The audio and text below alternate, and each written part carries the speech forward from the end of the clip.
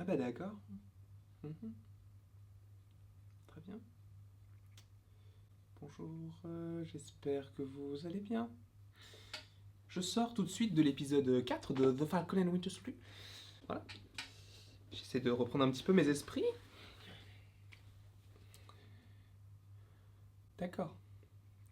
On va bien parler de John Walker dans cette critique, cette review, cette vidéo. Je l'ai bien aimé à un moment donné, et je l'ai détesté à la fin, au début, au milieu. En fait, il y a vraiment une toute petite partie qui a duré vraiment, quoi, entre 15 et 16 secondes, où je me suis dit, ah, il m'a touché. Je vous préviens, de suite, cette vidéo contiendra évidemment des spoilers. Le moment où il affronte les Dora Milaje et qu'il se rend compte qu'il n'est pas à la hauteur et qu'elles n'ont même pas de sérum super soldat, bien qu'elles soient hyper fortes. Il se rend compte que lui ne l'est pas. Et tu comprends qu'entre cette scène-là et la scène qui suit par rapport au personnage, il a pris du sérum super soldat. Comme l'a dit le docteur Erskine dans Captain America The First Avenger, quand tu prends le sérum, le bon devient meilleur, mais le mauvais devient encore pire. On pouvait se dire, bon, il a du bon en lui, même s'il est pas sympa, mais il a quand même du bon en lui. Donc, il était plus fort, mais il avait pas tellement changé. Là, avec la mort du petit Lamar, tu crois vraiment qu'il va être sympa? Au début, je me suis dit, bon, l'épisode va s'arrêter sur la mort de Lamar. Ça va se finir, parce que n'oublions pas,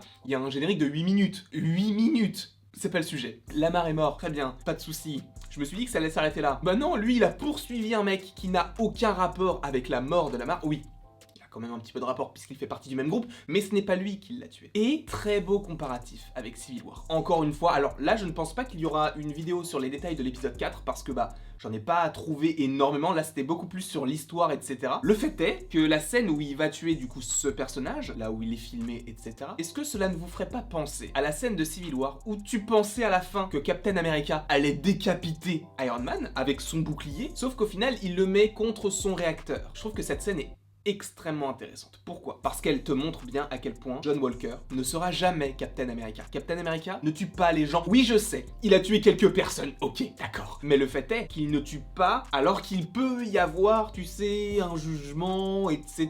Là, John Walker, il a pas cherché à comprendre. Il a même tué la mauvaise personne. Cela te montre bien à quel point il est mauvais. Mais j'aime bien ce petit comparatif entre la scène de Civil War et cette scène de The Falcon and the Winter Soldier. Je ne sais pas si vous l'avez adoré. Moi, j'ai adoré. J'espère que vous l'avez adoré. Donc John Walker, je l'ai détesté tout du long de la série depuis qu'il est là. Mais c'est vrai qu'il y a un moment donné où il m'a vraiment fait de la peine et je me suis dit...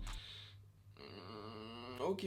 C'est donc le moment, comme je vous l'ai dit, où il affronte les Dora Milaje et qu'il se rend compte qu'il n'est pas à la hauteur. Là, tu entends sa phrase limite, il est en pleurs en se disant mais comment est-ce qu'elles ont fait? Elles n'ont même pas de sérum super soldat, comment c'est possible? Mais le fait est que lorsqu'il avait son sérum, on pouvait se dire bon, ok, bah il est pas si méchant que ça et ça ne l'a pas tant changé. Mais la mort de Lamar, tu crois vraiment qu'il va être sympa? Non, non, non, je ne crois pas. Je voulais vraiment commencer cette vidéo avec John Walker parce que pour moi c'est nécessaire de commencer par lui parce que c'est pas le personnage principal de cet épisode, quoique, même si tu as quand même Carly que tu vois souvent, tu as Bucky, ça... Enfin, t'as tous les personnages qui sont intéressants. Mais lui, son évolution, elle est assez étrange. Et le fait est que là, il y a du sang, mon gars. Là, il y a du sang. On ne fait plus attention au Peggy 13. Et c'est vrai que... Mais c'est vrai qu'on aurait pu s'en douter. Qu'il y allait avoir de la violence et du sang et vraiment beaucoup de sang. Même si bon, c'est beaucoup de sang par rapport à Disney. Au début de l'épisode, j'ai vu en haut à droite...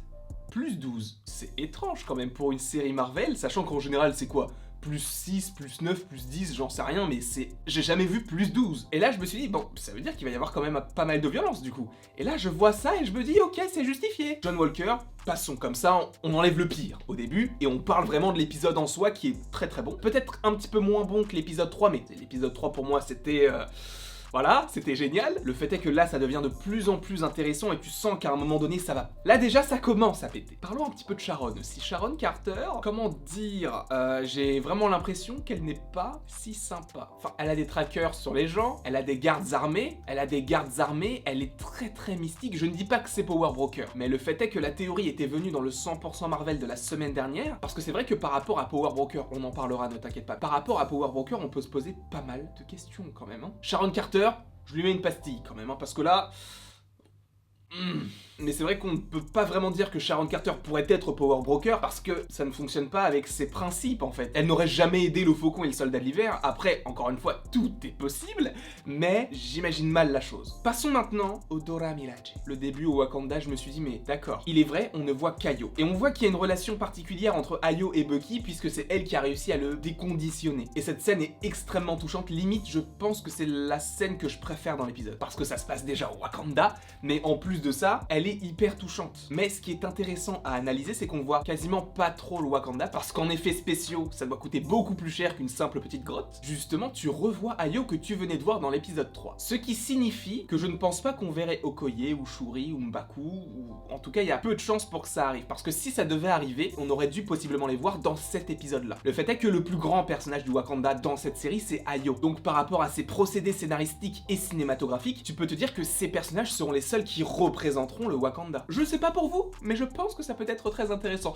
Et sachez que là, avec tout ce qu'il se passe, on pouvait pas trop le faire au début de la série, mais là on peut le faire. Lundi ou mardi, on va refaire ce que l'on faisait par rapport à WandaVision. Pas autant de vidéos, ne t'inquiète pas, mais on va refaire que pourra-t-il se passer dans l'épisode 5. Parce que c'est quelque chose que je faisais lors de WandaVision, mais par rapport à The Falcon and the Winter Soldier, on ne pouvait pas vraiment le faire parce que c'était vraiment plus terre à terre, on n'avait pas encore tous les éléments. Maintenant on a quasiment tous les éléments. Power Broker, tout ça, tu connais. Donc lundi, vidéo sur que pourrait-il se passer dans l'épisode 5. Voilà, je te le tease comme ça fait plaisir. Donc on parlait d'Ayo. Les Dora Milaje sont là pour récupérer Zemo qui s'est enfui. Zemo, il fait du Zemo, c'est-à-dire qu'il est excentrique, il est exubérant, mais il est tellement bon comme personnage, il est tellement intéressant. Quand tu penses qu'il s'est encore échappé, il vient encore à ses principes. Parce que lui, son but, c'est pas de s'échapper, ou lui, il s'en fout d'être en prison en soi. Lui, ce qu'il veut, c'est d'arrêter tous les super soldats. Même s'il fait équipe avec Bucky, et justement, tu as ce dialogue avec Sam, où tu te dis, mais qu'en est-il de Bucky? Mais tu sens qu'il y a une relation particulière entre Bucky et Zemo, et que Zemo n'est pas forcément contre Bucky. Et je pense que c'est surtout qu'il a très peur de Bucky. Mais il s'est échappé. Est-ce qu'on le verra dans l'épisode 5? Je ne sais pas. Je pense qu'il est possiblement retourné en Sokovie, et peut-être que ce sera la scène tant attendue dans le trailer. Peut-être que cette scène, nous la verrons dans l'épisode 5,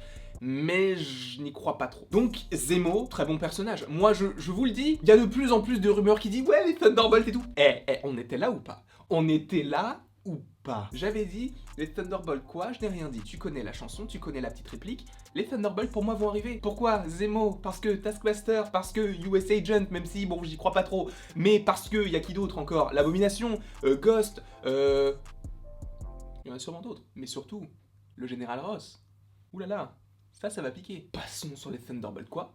Je n'ai rien dit. Tu connais. Mais le fait est que cela tend de plus en plus vers cette idée-là. En plus de ça, Zemo, pour moi, il va survivre à la fin de la série, puisque je pense que Marvel sait que c'est un très bon personnage pour la suite. Et le fait est que dans la série, et même dans Civil War, il aurait pu mourir 1000 fois. Et il n'est toujours pas mort. Tu as quand même le Faucon et le Soldat de l'Hiver qui sont contre lui, mais bon, ils ne vont pas le tuer. Tu as le nouveau Captain America que je préfère appeler US Agent parce que ce n'est pas Captain America qui, lui, actuellement, pourrait le tuer. Power Broker, on ne sait pas vraiment qui c'est, mais encore une fois, il pourrait le tuer. Je pense qu'il y a trop d'éléments qui font qu'il peut mourir par rapport à tous les ennemis qu'il peut avoir. Je pense qu'il va survivre et qu'il sera l'un des personnages principaux d'une série qui s'appellerait donc les Thunderbolts. Je me trompe peut-être, mais j'en ai envie. Zemo, on passe, revenons à Bucky. Bucky, quand il perd son bras, j'ai trouvé ça hyper stylé. Parce qu'elle touche à certains endroits et le bras se déconnecte, c'est incroyable. Et quand il le reconnecte, j'ai trouvé ça hyper stylé parce qu'on n'avait pas vu cette partie du corps de Bucky, de savoir comment est-ce que c'était fait. Et de voir comment c'est fait, je trouve ça juste super cool. Donc ça, c'était un petit clin d'œil, c'était plutôt sympa. Mais dans cet épisode, j'ai adoré Bucky parce qu'on en apprend énormément sur son passé. Mais je m'attends à avoir le fin mot de l'histoire avec le petit Yuri. Et Yuri, à mon avis, ça sera plus vers la fin de la série. Ça m'étonnerait qu'il ne l'exploite pas parce qu'il y a encore son carnet. Si ça avait juste été Yuri, on aurait pu se dire bon, il n'arrive pas à se faire pardonner et on passe. Là, c'est beaucoup plus compliqué que ça parce que justement, tu sens qu'au début de la série, il est un petit peu renfermé, mais au fur et à mesure de la série, il évolue. Avec les Wakandais, avec le Faucon, avec Zemo, avec US Agent, t'as plein de choses qui font que le personnage évolue en très peu de temps. Le fait est que tout ce qu'il se passe dans la série pourrait influer sur la décision de dire à Yuri que c'est lui qui a tué son fils. Parce qu'à mon avis, s'ils ont tourné autant de scènes par rapport à ce personnage, c'est qu'on va le revoir à un moment donné. Et on l'appelle encore Loup Blanc là dans l'épisode.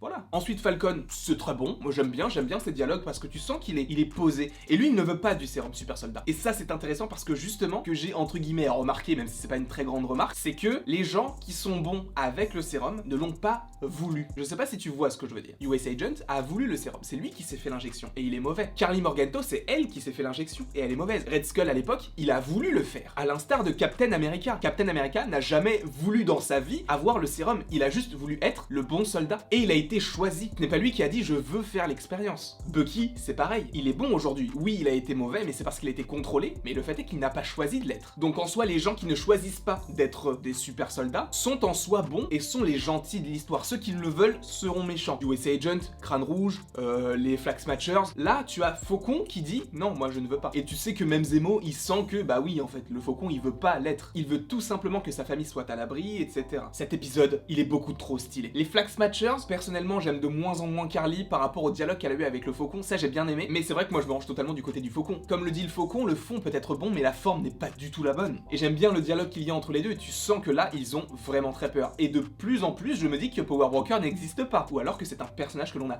déjà vu. Ce sera assez étrange. Mais attendons l'épisode 5. Parce que dans l'épisode 5, apparemment, il y a un nouveau perso. Attendons. En tout cas, merci d'avoir regardé cette vidéo. N'hésite pas à l'aimer, à la partager, à la commenter et à t'abonner. Cela me ferait extrêmement plaisir. Et après toute cette longue vidéo, il ne me reste plus qu'à vous dire à la prochaine pour la prochaine.